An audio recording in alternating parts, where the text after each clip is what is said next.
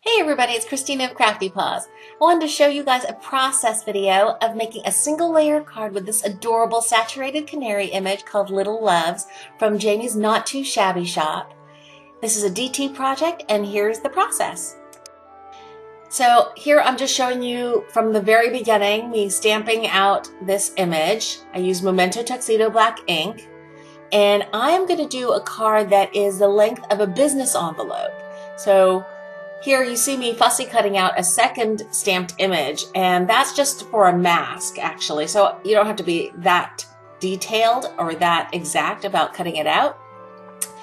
I'm also using a sentiment stamp, a happy birthday from Simon Says Stamp, and that is called Handwritten Borders. And you see me masking off actually because I want to continue on with that little swirly line after the happy birthday as well. And to fill in some little gaps in my stamping, I'm using a Copic pen. It's 0.3 in terms of the size, and it's just perfect to fill in for kind of less than perfect stamping. But that's the full design. And I could have just left it like that if I just wanted a black and white card, but of course nobody in this crafty community would do that. Here I stamped out the middle of the image on some pattern paper, and this is some paper piecing that I'm going to be doing. And you see me creating the shading around the little pieces, and that's edging with a black marker so that even the tiniest pieces have that black edging. And this is just the beginning of my Copic coloring. And I'm sorry, it's so far away, I don't think you can see the colors that I use, but the black hair is C7 and C9, and the blue highlights, I think it's B00. And I sped this up because I actually take quite a long time trying to be as precise as possible. And truth be told, I should have done the skin color first because that's lighter and I could cover up any, coloring outside the lines with the black. But I don't know what I was thinking. I was excited about coloring up the hair, so I did that first. I'm going back in to put in some more blue highlights. And then this is the last bit I'm doing with C9 for the darkest part of her black hair. And that I really put in where there are really deep shadows in the back of her head and where the hair is bunched up the most. And underneath, like the swoop of that top part of her hair.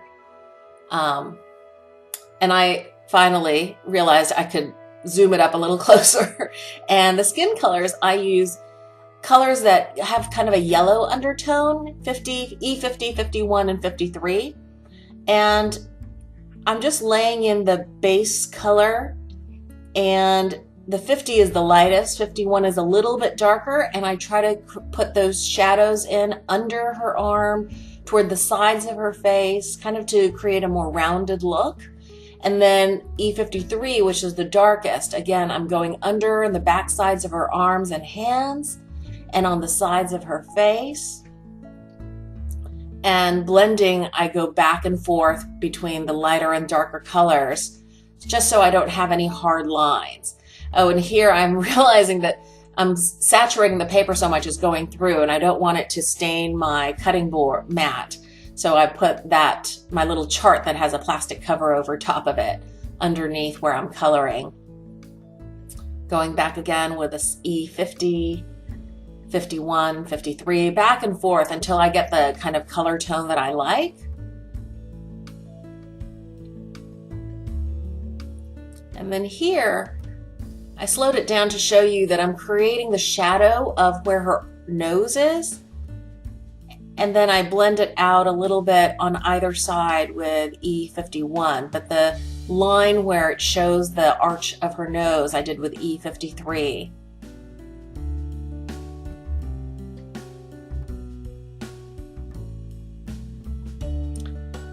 And I don't know where it is along the way, but I also put that E53 just under her nose, between her nose and her lip, where that shadow would be.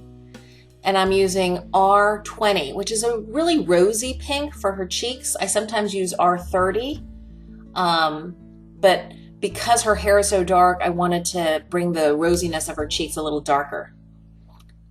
Here I'm using R22 and 24 for her lips. She's wearing lipstick. And I wanted to bring in some blues to coordinate also with the highlights in her hair and with the dress that I'm going to be paper piecing. So I'm using a full range of Bs, B00, 02, 04, and I think even a touch of 08. And again, I go back and forth. Even though it's a small area, I don't want there to be harsh lines. So, and here I'm just putting down some wet glue for the paper piecing.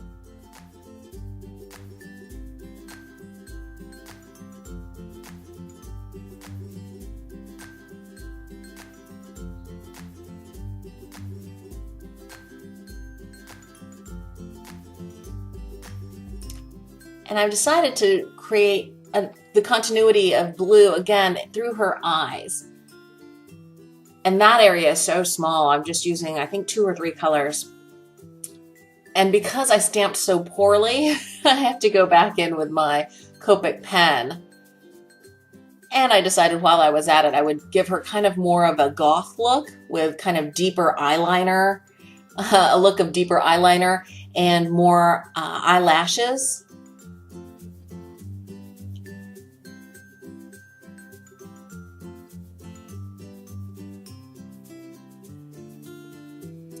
And I'm going back in with a white Jelly Roll pen to bring out her highlights in the sparkle in her eyes. I'm just using a bone folder and scoring that to create the 4-inch width or height of the card, and I cut off the excess of the paper. I'm going back in with some white Jelly Roll and then some Wink of Stella just to add a little sparkle to the butterfly, some highlights. And then I played around a lot with sequins, figured out where I wanted them, and then went back with my glossy accents to secure them where I wanted them. You think they're random, but I usually do them in clusters of 2 or 3. I'm not just sprinkled everywhere. And then I put some glossy accents on her eyes to give it that extra shine. And this is a little trick for glossy accents. When I finish, I burp it and I wipe it with a baby wipe. And then it never clogs. This is my finished 1-layer card. I think she came out really cute. And if you guys are making a purchase at the Not Too Shabby Shop, please consider using the code CraftyPaws for 10% off your order. If you enjoyed this process video, please give it a thumbs up, and thanks for watching.